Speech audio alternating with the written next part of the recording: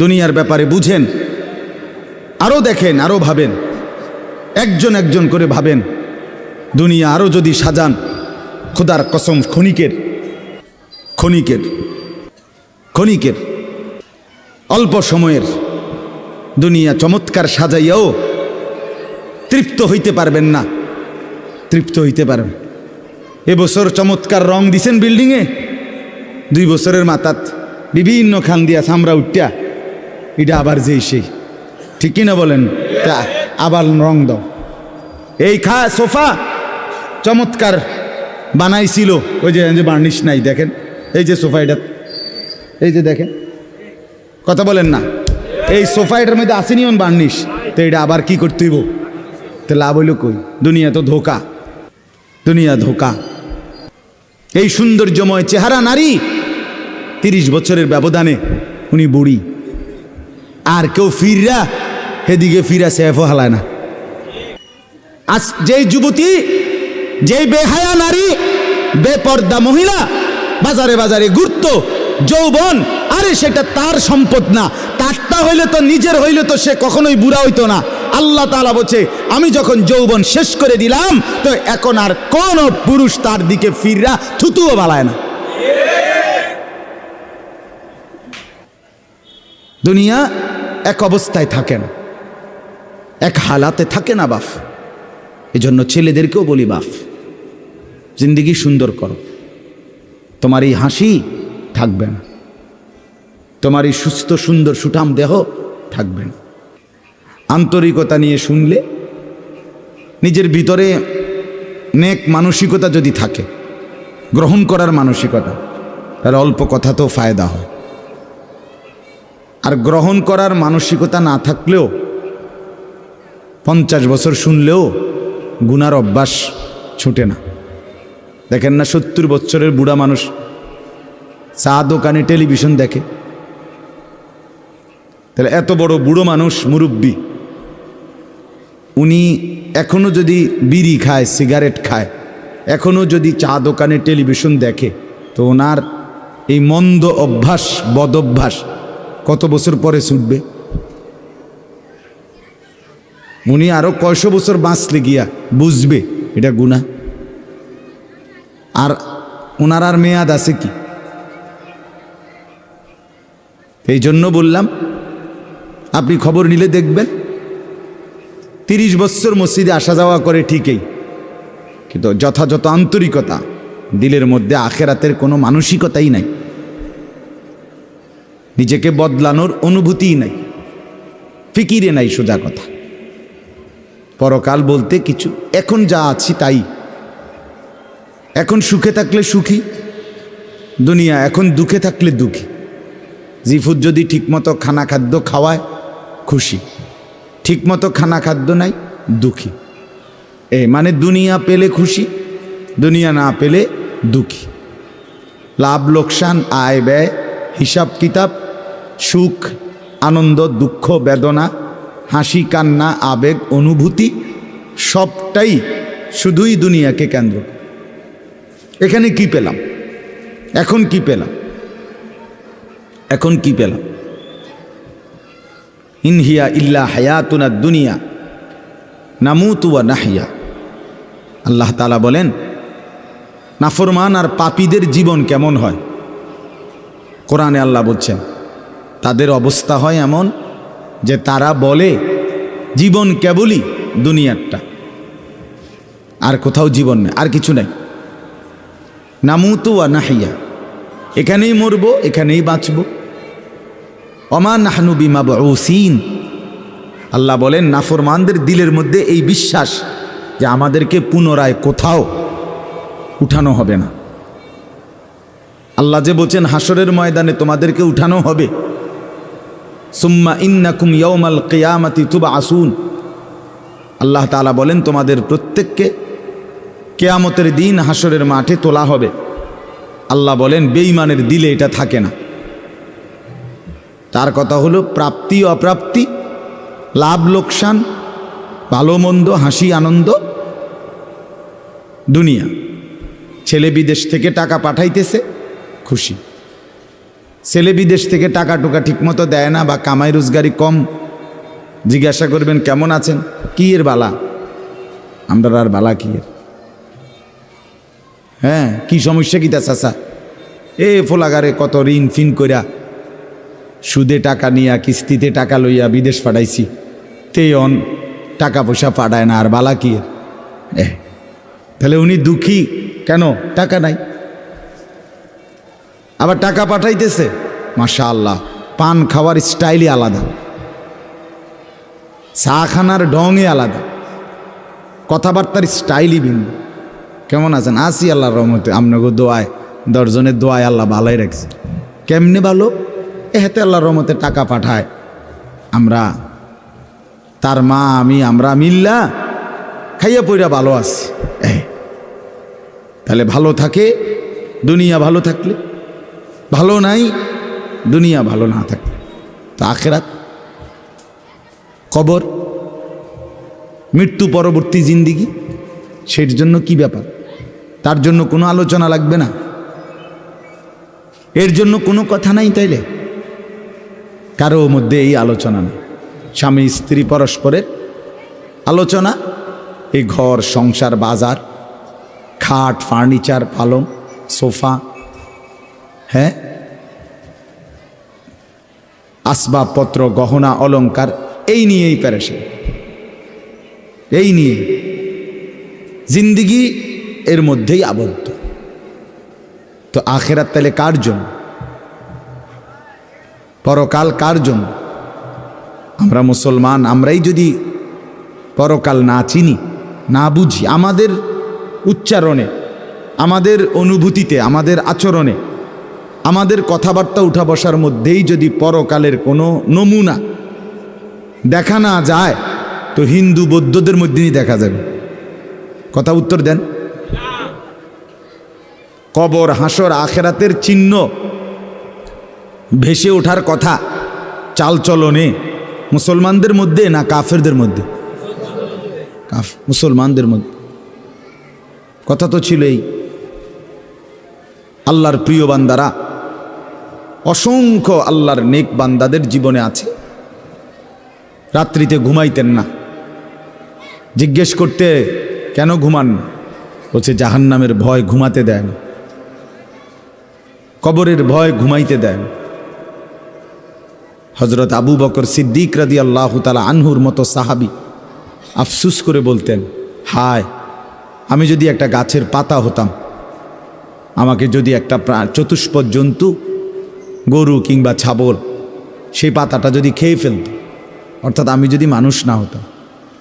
অথচ কি পরিমাণ আমলের অধিকারী ছিল। হজরত ওমর রাদিয়াল্লাহু তাআলা আনহুর চেহারা, কপালের দুই পাশ থেকে লম্বা অঝরে কান্নার কারণে দাগ পড়ে গেছিল।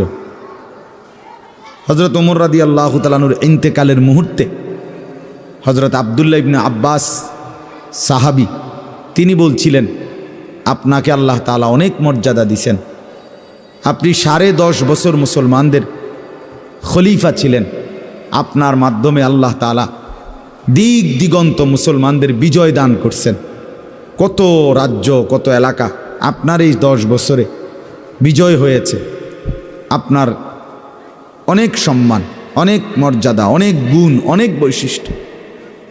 হজরত ওমর রাদিয়াল্লাহু তাআলা আনহু কিতাবের মধ্যে আছে, উনি চোখের পানি ফেলে বললেন আব্দুল্লাহ ইবনে আব্বাসকে, শোনো, আমি আল্লাহ তাআলার কাছে এতটুকু আশা করি শুধু যে আল্লাহ আমার জীবনের যা নেকি আর আমার জীবনের যা গুনাহ, কমপক্ষে আমার নেকিগুলো যেন আমার গুনার মোকাবেলায় বরাবর হয়, অর্থাৎ এতটুকু নেকি যেন কমপক্ষে হয় যে গুনাহগুলোকে মোচন করে দেয়, নেকিগুলো দিয়ে গুনাহগুলো যেন মিটে বরাবর হয়। এর দূরে যদি হয় তো আমি আল্লাহর কাছে সন্তুষ্ট নিজেকে মনে করি, আমার এর দূরে সারব। অর্থাৎ নিজের এই বিপুল পরিমাণ নেক আমলকে কিছুই মনে করেন, সামান্য। তা আমাদের পুঁজি কোথায়? আমাদের এই শুক্রবারের শুধু সপ্তাহে একদিনের জুমার নামাজ, এটাই আমাদেরকে জান্নাত এনে দিবে, ঠিক না? হ্যাঁ, মাঝে মধ্যে গরিব দুঃখীকে 2 টাকা 5 টাকা দিলে এতে আমাদের বেহেশত চলে আসবে, ঠিক না? তো বলেন, এজন্য বললাম আমরা প্রত্যেকে আন্তরিকতা নিয়ে ভেতরে যারা মনোযোগ দিয়ে শুনেন, দেখবেন আমার আপনার ভেতরে যদি অনুভূতি তৈরি হয়, ভাবনা তৈরি হয়, ফিকির আসে, লাভ। সবাই একসাথে হবে না, সবাই একসাথে বদলায় না, সবাই একসাথে পরিবর্তন হয় না, কারো কপালে পরিবর্তন হয়ই না, বদনসিব। কারো সময়ের ব্যবধান হয়। আমাদের প্রিয় নবী সাল্লাল্লাহু আলাইহি সাল্লামের কাছে যারা সাহাবী হয়েছেন, কালেমা পড়ছেন, তারা প্রত্যেকেই প্রথম দিনেই তো সবাই কালেমা পড়ছেন, ঠিক না? বুঝেন নাই কথা? যতজন সাহাবী হয়েছে নবীজির, সবাই একদিনেই কালেমা পড়ে ফেলছে নাকি? তাহলে সময়ের আগ পিছ আছে কি না বলেন? কেউ প্রথম দিন কালেমা পড়ছে, কেউ 21 বছর পরে কালেমা পড়ছে, কেউ 22 বছর পরে কালেমা পড়ছে। তো যিনি 23 বছরের মাথায় কালেমা পড়ছে তিনিও কামিয়াব, যিনি প্রথম দিন কালেমা পড়ছে তিনিও কামিয়াব, সৌভাগ্যবান। এজন্য বুঝ আসবে, এর মধ্যে আকপিস হবে। সবাই একই দিনে জোনায়েদ বাগদাদি হবে না, সবাই একদিনে বাইজিদ বুস্তামি হবে না, সবাই একদিনে রাবেয়া বসরি হবে না। সময়ের ব্যবধান হবে, আকপিস হবে, এবং কারো কপালে হেদায়েত জুটবেই না। ইন্নাকা লা তাহদি মান আহবাবতা। আল্লাহ তাআলা আমাদের নবী সাল্লাল্লাহু আলাইহি সাল্লামকে বলছেন, আপনি খুব চাইলে, ভালোবাসলে আপনি নিজে কাউকে হেদায়েত দিতে পারবেন না, সেখানে আমি কে? কথা বলেন না।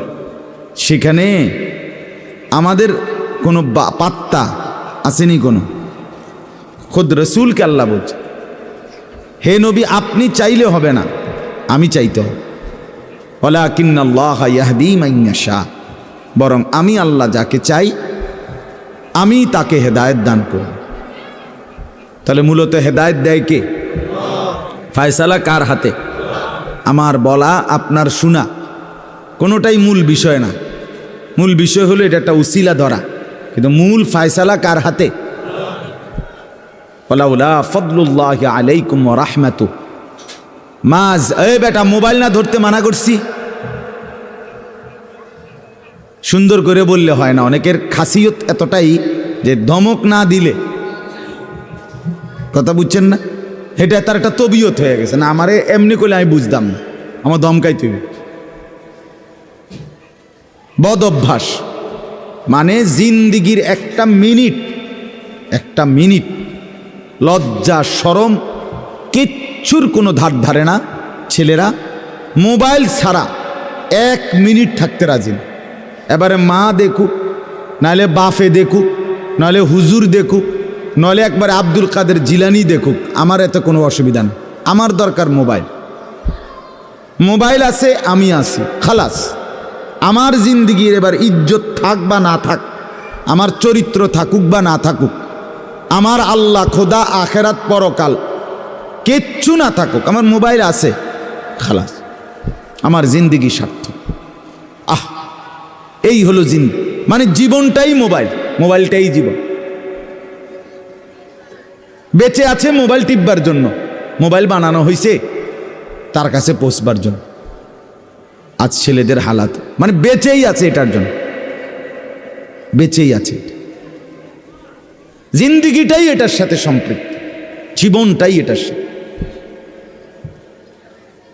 পৃথিবীতে কোনো যুগে, মনে রাখবেন এই পৃথিবীর ইতিহাস এটা, পৃথিবীতে কোনো যুগে একসাথে সম্মিলিতভাবে যুব সমাজ এত বেশি গাফেল, অকর্মণ্য, অপদার্থ কোনো যুগে হয় নাই একসাথে।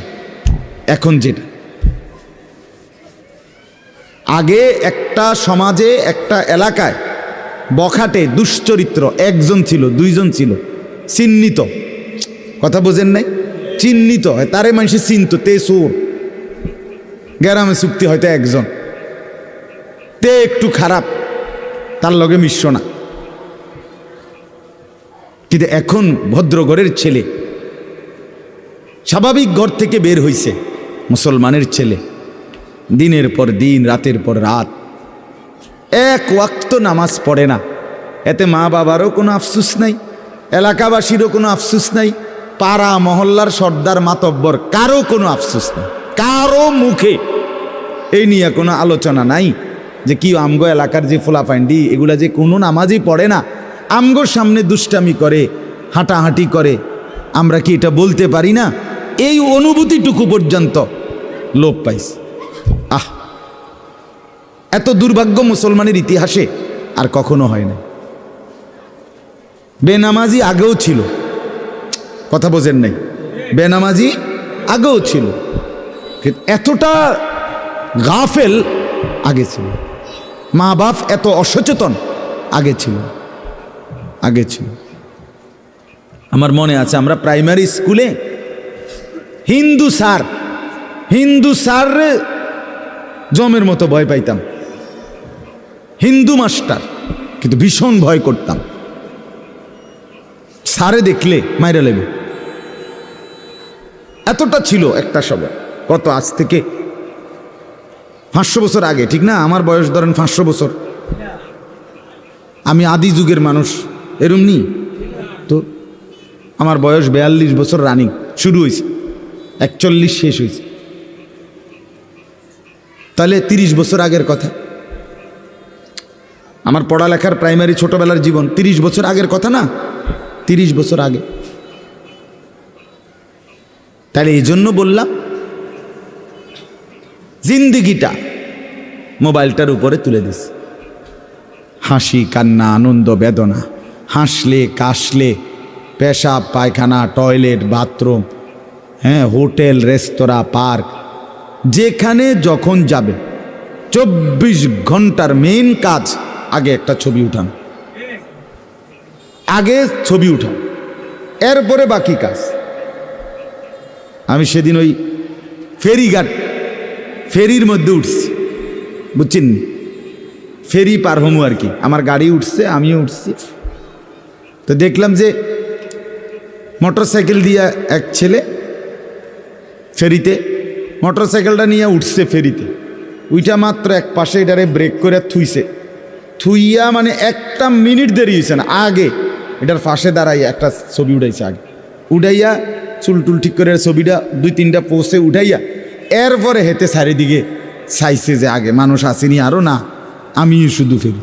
মানে তার প্রথম দায়িত্ব কি উঠানো, ছবি উঠা। তাহলে কি পরিমাণ ছাগল মানুষের বাচ্চা পরিণত হইছে বুঝতেছেন? তুমি মোটরসাইকেলের লগে খাড়াইয়া ফেরির মধ্যে ছবি উঠাইয়া ফেসবুকে দিলা, তোমার এটা কোন ছাগলে দেখবো? এটার মধ্যে দেখার কি আছে? মোটরসাইকেল কি বাপ দাদা 14 গোষ্ঠী কেউ চালাইছে না? কথা বলেন না কেন?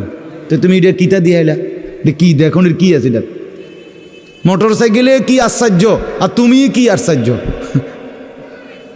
কথা বলে এমন যদি হইতো যে আমি চাঁদের দেশে গিয়ে মাত্র মোটরসাইকেলটা থুইয়া এখন চাঁদের দেশের থেকে একটা কি দিছি, মাশাআল্লাহ ভালো কথা, তো বেড়া চাঁদের দেশে মোটরসাইকেল চালায়, এটা একটা বিশেষ কিছু হইতে পারে। কিন্তু এনতে রোডেতে চালাইয়া গিয়া ফেরি উঠছে, এটার মধ্যে আশ্চর্যের কি আছে? মানে রুচির দুর্ভিক্ষ, রুচিহীনতা, মন মানসিকতা একদম নিচে নেমে গেছে, একদম অনুভূতি বিবেক লোপ পেয়ে গেছে, লোপ পেয়ে মা বোনদের বেহায়াপনা চূড়ান্ত সীমায় নেমে গেছে। মহিলারা পুরুষ সামনে দোনো পাশে ডানে বামে হাঁটতে উঠতে লড়তে দৌড়তে কোনো লজ্জাবোধ করে না। কি বেড়ার গাত লাগে না, বেড়িতের গাত লাগে না, অটোর গাত লাগে না, সিএনজির গাত, এত সময় নাই বুড়ি, বুড়ি ব্যস্ত। বাজার মার্কেটিং দোকান কেনাকাটা, আফসুসের ব্যাপার। মানে এটাই বললাম আর কি, একসাথে সবাই, অধিকাংশ বেশিরভাগ অধপতন একসাথে মুসলমানের সমাজে 1450 বছরে আর কখনো এতটা ছিল না। অল্প অল্প ছিল, অল্প অল্প, একজন দুইজন। বেপর্দা নারী, বেহায়া মহিলা, লজ্জা শরম কম, এরম বেডি ছিল একজন দুইজন, 2 গ্রামে 4 গ্রামে। কিন্তু মা বোনদের এখন বাজার আর মার্কেটিং দেখলে মনে হয় না আপনি জিগাইয়ের খবর লইতে বোঝে আপনি বাইক থাকেন কোন টাইমে, সপ্তাহে কোন দিন আপনি বাড়িতে থাকেন কখন আপনি টের। আপনি শনিবারও দেখবেন এবড়ি বাজারে, রবিবার, সোমবার, মঙ্গলবার, বুধবার, বৃহস্পতিবার, শুক্রবার, শীত, গরম, রোদ, বৃষ্টি, বান, তুফান, ঘূর্ণিঝড়, টর্নেডো, সাইক্লোন, সিডর, মহামারী, করোনা, আরও যদি কিছু থাকে, উনি মার্কেটে যাবে, বাজারে যাবেই। আহা, আফসুসের ব্যাপার, আফসুসের ব্যাপার, আফসুসের ব্যাপার। আমরা অতিরিক্ত আত্মবিস্মৃত জাতি হিসেবে পরিগণিত হচ্ছি। তো বলতেছি ইনশাআল্লাহ, আমি এই কথাগুলো বললাম, অর্থগুলো আমরা বেফিকির হয়ে গেছি। মুসলমানের সবচেয়ে বড় সম্পদ, এক মুমিনের সবচেয়ে বড় সম্পদ,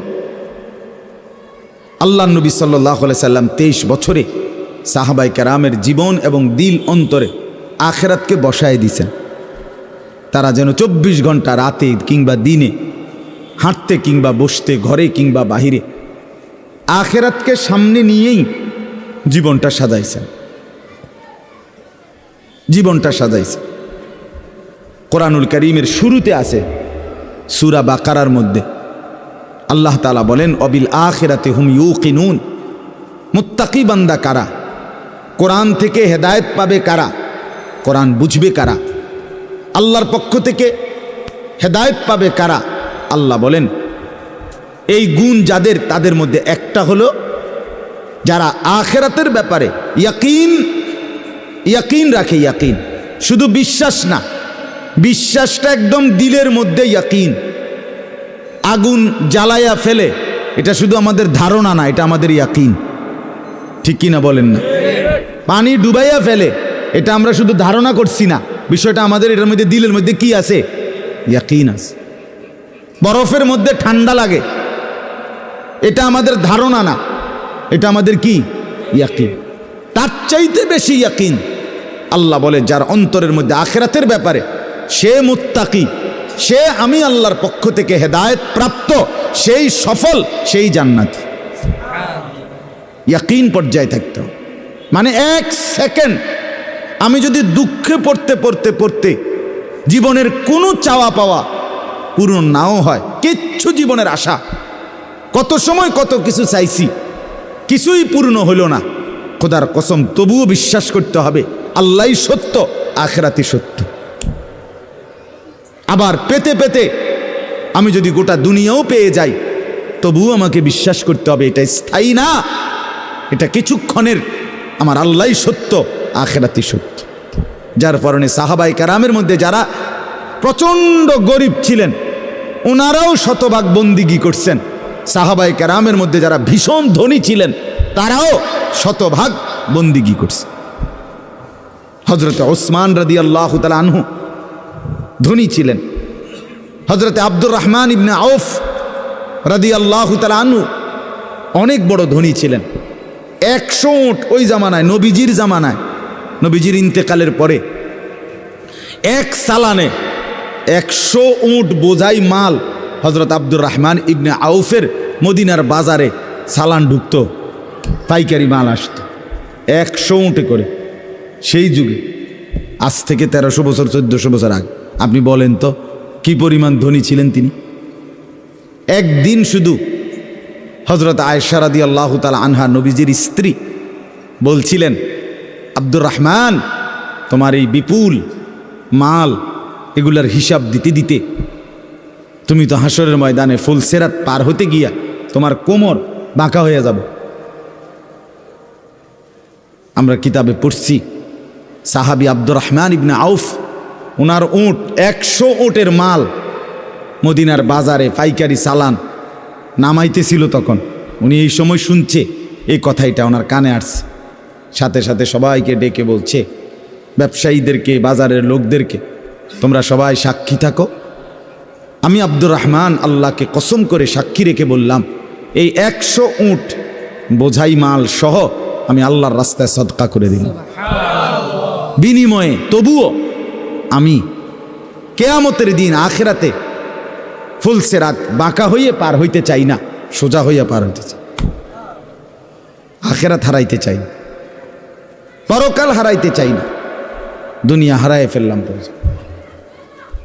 দুনিয়া হারিয়ে ফেললাম। দুনিয়ায় কোনো লস নাই, কারণ দুনিয়া পুরাটাই লস। আলগা লস আবার কিতা? কথা বুঝেন নাই আপনি? দুনিয়া পুরাটাই কি লস, আলগা লস কিতা? বিশ্বাস করে 500 টাকা জাগাত লস খাইলাম না রে মিয়া, দুনিয়া পুরাটাই লস। সোফা এটা পুরাটাই লস, কারণ এটা কোনো আখিরাতে যাবে না। কথা বলেন না কেন? এই দামি বিল্ডিং এটা পুরাটাই লস, এটা যাবে না, এটা যাবে না। কিন্তু সেজদা পুরাটাই লাভ। এটা একটা সেজদা দুনিয়াতেও কল্যাণ আনবে, আখিরাতেও জান্নাত আনবে। এটা লাভই লাভ, এটা লাভই লাভ।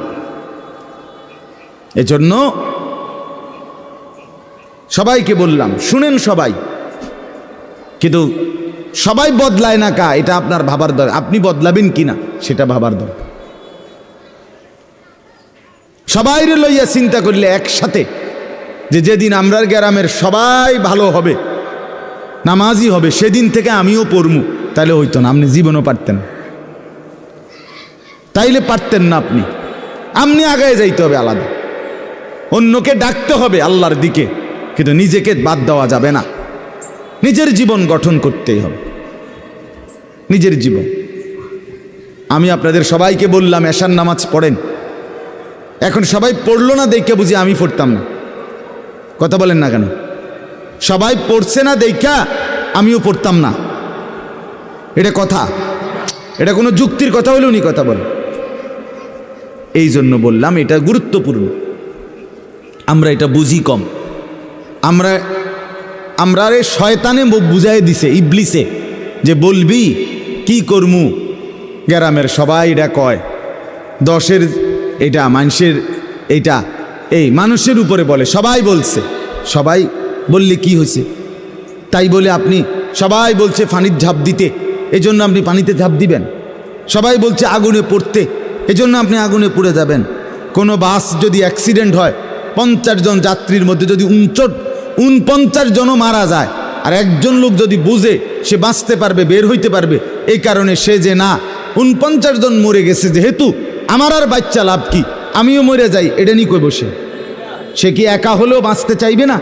তাহলে আপনি জাহান্নাম থেকে বাঁচতে চাইবেন না কেন? সেটা কি আগুন না? সেটা কি এর চাইতে বড় বিপদ না?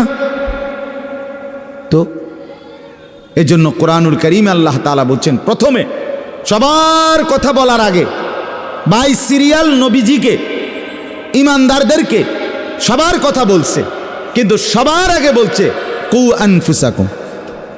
আগে এটা বলে নিছে, আগে নিজেকে বাঁচাও, এরপর ও আহলিকুম, পরিবারকে বাঁচাও, এরপর লিতুনদিরা আহলাল কুরা, লিতুনদিরা উম্মাল কুরা ওমান হাওলাহা, নিজ এলাকা এবং তার আশপাশের মানুষকে বাঁচাও, এরপরে বাঁচাও। তাহলে এটা পরে ধীরে ধীরে, আগে নিজেকে বাঁচাও, এরপর পরিবারকে বাঁচাও। ওয়া আনদির আশিরাতাকাল আকরাবিন, এরপর আত্মীয় স্বজনদেরকে বাঁচাও, এরপর মহল্লাবাসীকে বাঁচাও, এরপর গোটা পৃথিবীবাসীকে বাঁচাও। ধীরে ধীরে আগাও, ঠিক আছে, সেগুলোর মধ্যে কম বেশ হইতে পারে, কিন্তু নিজের ব্যাপারে এক বিন্দু ছাড় দিও না, নিজের ব্যাপারে কোনো কমতি করো না।